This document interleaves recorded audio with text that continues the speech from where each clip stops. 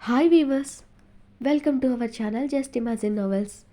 ఈరోజు మన కథ వద్దన్న వదిలేస్తానా ఎపిసోడ్ 58.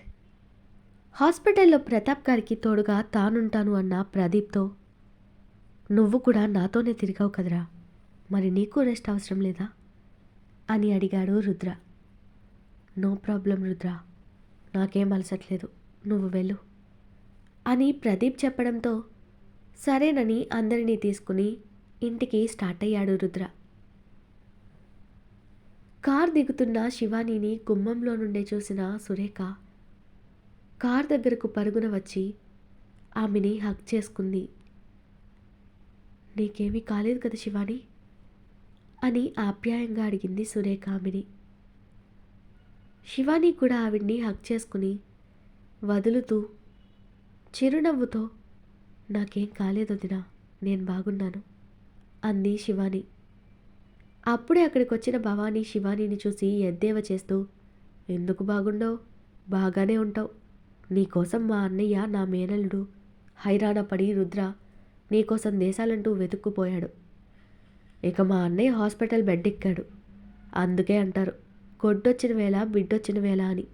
నీ జాతకమే అంత. నీ వాళ్ళందరినీ మింగి ఒక్కదానివి బ్రతికావు.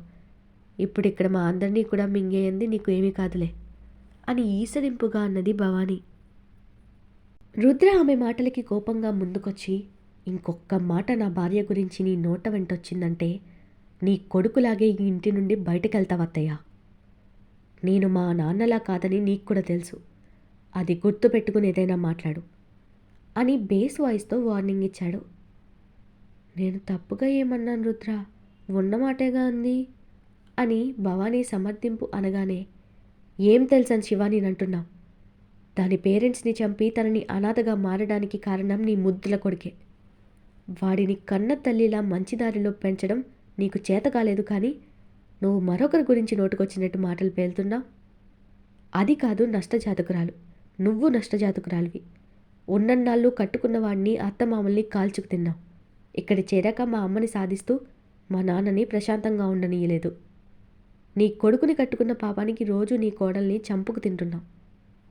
ఇవన్నీ చాలవని నా భార్య జోలికి కూడా వచ్చావా? నీకు ఫైనల్గా చెప్తున్నా అత్త, నా భార్య బిడ్డల్ని ఒక్క మాట తప్పుగా మాట్లాడినా, చులకన చేసిన మా నాన్నకి తోబుట్టిన దానివని కూడా చూడను. మెడపట్టి బయటకు గెంటుతాను. ఈ ఇల్లు ఈ ఇంటి కోడలిగా నా భార్యది.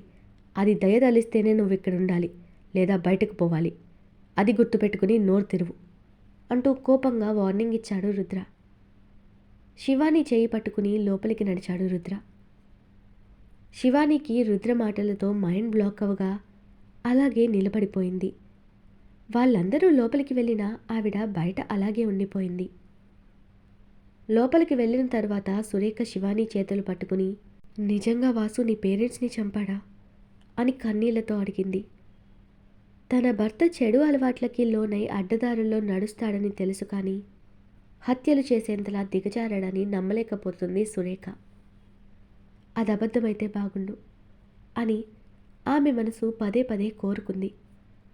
ఆమె ప్రశ్నలకి శివాని ఏమని సమాధానం చెప్పాలో తెలియక మౌనంగా ఉండడంతో రుద్ర సురేఖ చెయ్యి పట్టుకుని దగ్గరికి తీసుకుంటూ, అక్క, నువ్వింకా ఆ వెధవ గురించి ఆలోచించడం మానే. వాడున్నాడని కూడా మర్చిపో.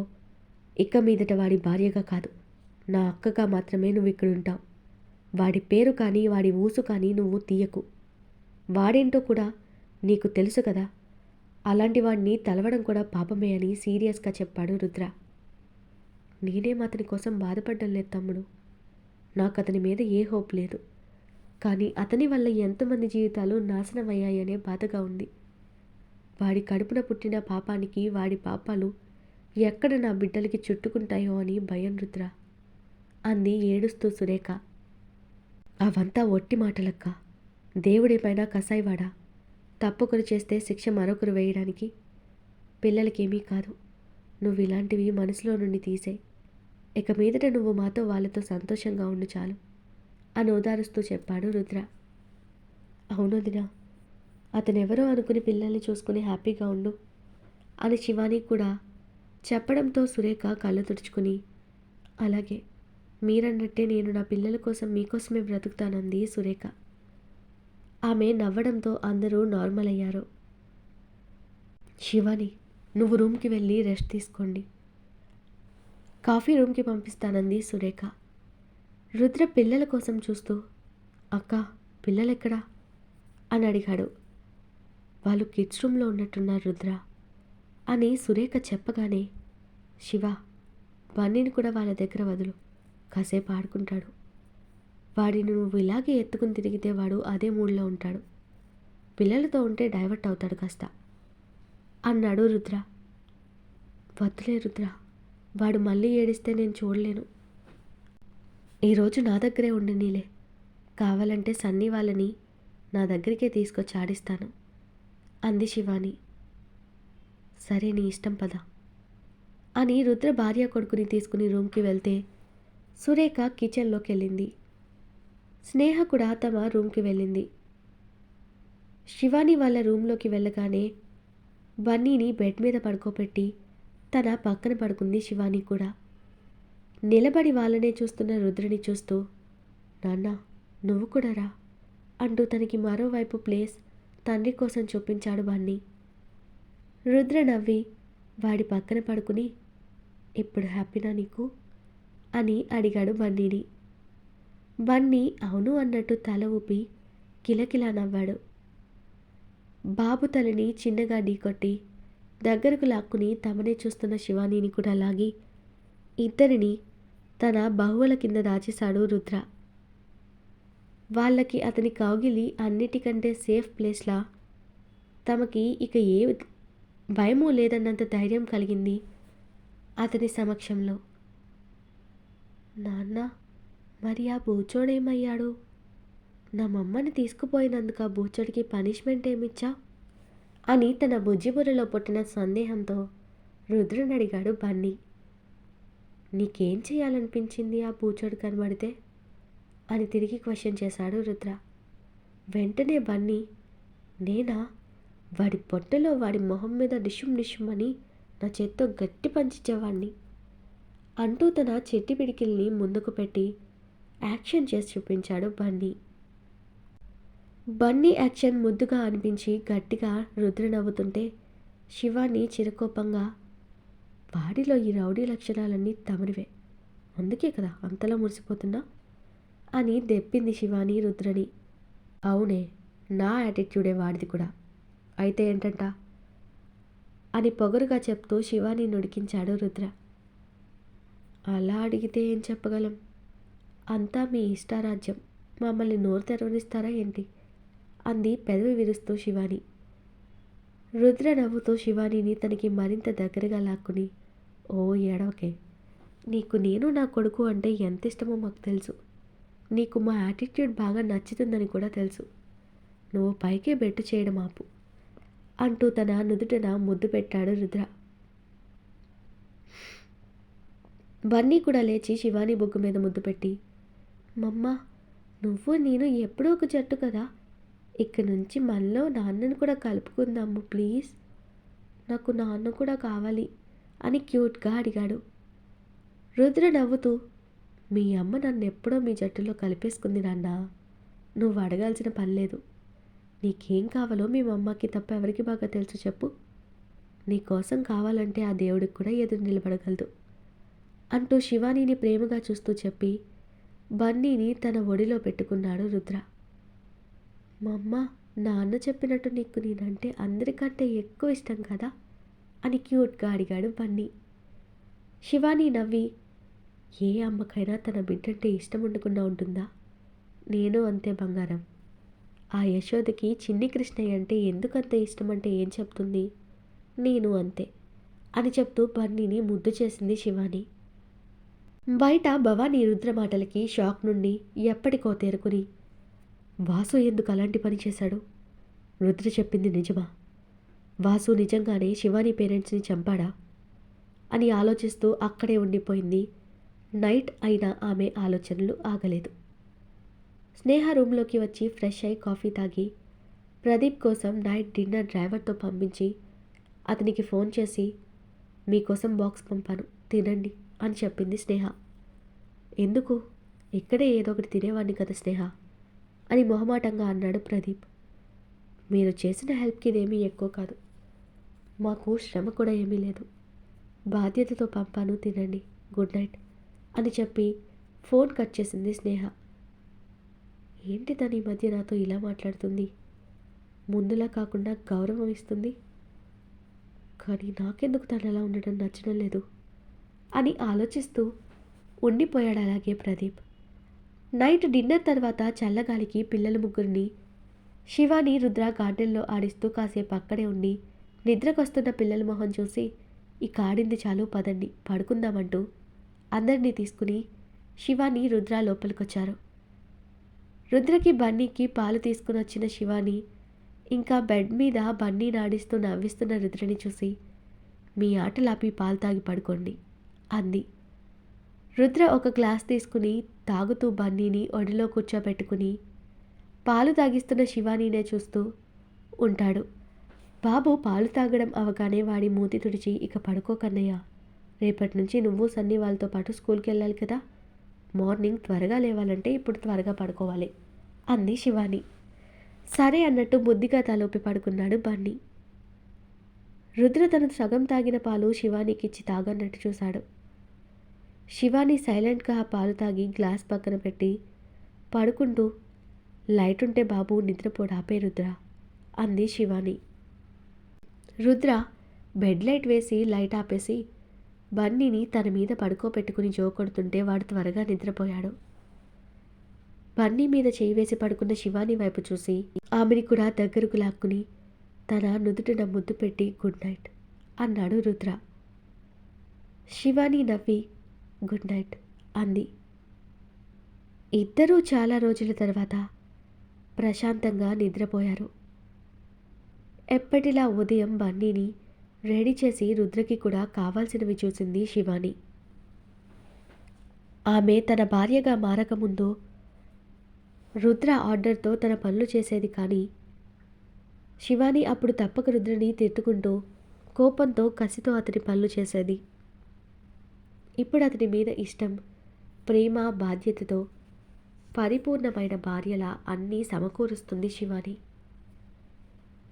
రుద్రకి కాఫీ ఇచ్చి అతనికి టై తీసి కడుతుంటే రుద్ర కాఫీ కప్ పక్కన పెట్టి శివాని నడుముని చుట్టేసి తనని దగ్గరకు హత్తుకుని ఆమెని ప్రేమగా చూస్తూ శివ, నాన్నని రోజు ఇంటికి తీసుకొచ్చేయాలి.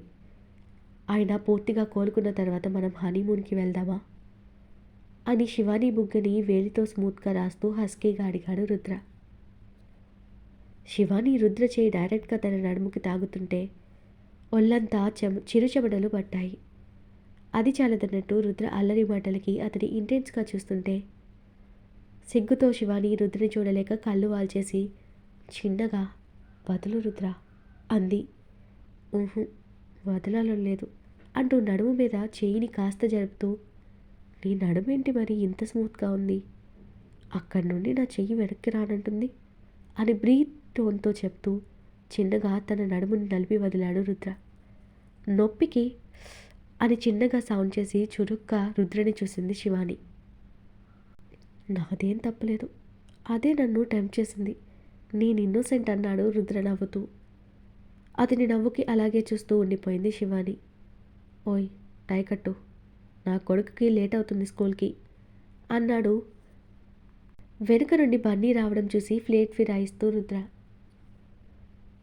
బన్నీ మమ్మ అని పిలవడంతో బాబుని చూసి మనసులో బన్నీ కోసం వదిలాడా, చెప్తాని పని అనుకున్న శివాని రుద్రకి టై కట్టే వంకతో అతని గొంతుకి బిగుసుకునేలా టైని లాగి వదిలింది శివాని. ఏయ్ ఏంటే, నాకు ఊపిరాడద్దా అన్నాడు రుద్ర టైని లూజ్ చేసుకుంటూ. ఏంటి ఈ చిన్నదానికి ఊపిరాడలేదా అని అల్లరిగా అడగగానే శివాని కావాలని చేసిందని అర్థమై నీ పని ఇప్పుడు కాదే, తర్వాత చెప్తాను అంటూ రుద్ర బన్నీ వైపు చూసి నేను రెడీ అయిపోయాను బేబీ, కానీ మీ అమ్మ ఇంకా రెడీ అవ్వలేదు, లేట్ అన్నాడు రుద్ర కోట్ తీసుకుంటూ. చేసిన ఓవరాక్షన్ చాలు పదా అంటూ రుద్రని తోసుకుని బన్నీ దగ్గరకు వెళ్ళిన శివాని నువ్వు యూనిఫామ్లో భలే ఉన్నావు కన్నా అంటూ తన కంటి కింద నుండి కాటుక తీసి బాబు చెవి వెనుక దిష్టి చుక్క పెట్టింది శివాని. బన్నీ, సన్నీ, బబ్లూలు టిఫిన్ చేసిన తర్వాత లంచ్ బాక్స్లో తీసుకుని స్కూల్కి తీసుకువెళ్లారు. రుద్ర పిల్లలని డ్రాప్ చేసి ప్రతాప్ గారి కోసం హాస్పిటల్కి వెళ్ళాడు. శివాని సురేఖని చూసి, వదినా, ఇవాళ ఇంకా మీ అత్తగారు టిఫిన్కి బయటకు రాలేదేంటి అని ఆశ్చర్యంగా అడిగింది. ఏమో తెలియదు శివ, నిన్న రుద్ర ఆవిడ్ని అరిచినప్పటి నుండి సైలెంట్ అయిపోయారు. ఆవిడ రూమ్ దాటి రావడం లేదు అంది సురేఖ. అవునా అని ఆశ్చర్యపోయిన శివాని ఆవిడని రుద్ర తిట్టినందుకు కాదేమో వదినా, తన కొడుకు గొప్పతనం విని తట్టుకోలేకనో లేక ఎవరికీ తన మొహం చూపించలేకో లోపలే ఉండిపోయిందేమో అని వెటకారంగా అంది శివాని. అది కూడా కావచ్చు. పోనీలే శివ, ఆవిడ అలా ఉంటేనే మనం ప్రశాంతంగా ఉంటాం అంది సురేఖ. ఈవినింగ్కి ప్రతాప్ గారు బాగున్నారని డిశ్చార్జ్ చేశారు డాక్టర్లు. రుద్ర దగ్గర ఉండి ఆయన్ని తీసుకుని ఇంటికొచ్చాడు. హోంవర్క్ చేస్తున్న బన్నీ ఆయన రావడం చూసి, తాతయ్య అంటూ వెళ్ళి ఆయన కాళ్ళు చుట్టేసి, నువ్విప్పుడు బాగైపోయావు కదా, రోజు నాతో ఆడుకుంటావా తాతయ్య అని క్యూట్గా అడిగాడు బన్నీ. కన్నయ్య తాతయ్యని అలా ఇబ్బంది పెట్టకూడదు బంగారం, తాతయ్య ఇంకా పూర్తిగా క్యూర్ అవ్వలేదు కదా అంటూ వాడిని ఎత్తుకుంది శివాని. అవునా తాతయ్య, నువ్వు భయపడకు, నేను నీకు మందేసి బాగయ్యేలా చేస్తాను అని ప్రేమగా చెప్తున్న మనవడి మాటలకి ప్రతాప్ గారు గట్టిగా నవ్వుతూ బన్నీ తల నిమిరి, అవును బంగారం, నువ్వు నవ్వుతూ నా ముందుంటే అదే నాకు మెడిసిన్, నేను బాగైపోతాను అన్నారు ఆయన. లోపలికి పదండి, రెస్ట్ తీసుకుందండన్నా అని రుద్ర ఆయన్ని జాగ్రత్తగా తన రూమ్కి తీసుకుని వెళ్ళి పడుకోమని చెప్పి మందులన్నీ శివానికి చూపిస్తూ ఎప్పుడెప్పుడు ఏవేవి ఆయనకి ఇవ్వాలో వివరంగా చెప్పి తండ్రి బాధ్యత భార్యకి అప్పగించాడు రుద్ర. శివాని శ్రద్ధగా అన్నీ పెట్టుకుని, నేను చూసుకుంటాను, నువ్వు రిలాక్స్ అవ్వు రుద్ర, నీకోసం కాఫీ తీసుకురానా అని అడిగింది. తీసుకురమ్మని తల ఊపి, సరే నాన్న, మీరు కాసేపు రెస్ట్ తీసుకోండి అని తన రూమ్కి వెళ్ళాడు రుద్ర. అందరూ వెళ్ళిపోయిన తర్వాత ఆ రూమ్లోకి వచ్చిన భవానీ, అన్నయ్య అని చిన్నగా పిలిచింది ఆవిడ. ఎప్పుడూ నోరేసుకుని పడిపోయే చెల్లి అంత నెమ్మదిగా పిలవడంతో ఆయన ఆశ్చర్యంగా, ఏంటి భవానీ, ఏమైనా కావాలా అని నార్మల్గా అడిగారు ఆయన.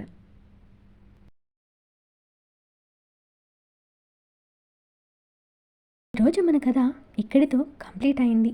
ఈ స్టోరీ మీకు నచ్చినట్టయితే ప్లీజ్ స్టోరీని లైక్ చేసి కామెంట్ రూపంలో మీ అభిప్రాయాన్ని తెలియచేయండి. అలాగే ఛానల్ని సబ్స్క్రైబ్ చేసుకుని షేర్ చేసి మాకు సపోర్ట్ చేయండి. నెక్స్ట్ అప్డేట్తో మళ్ళీ కలుద్దాం. అంతవరకు బాయ్.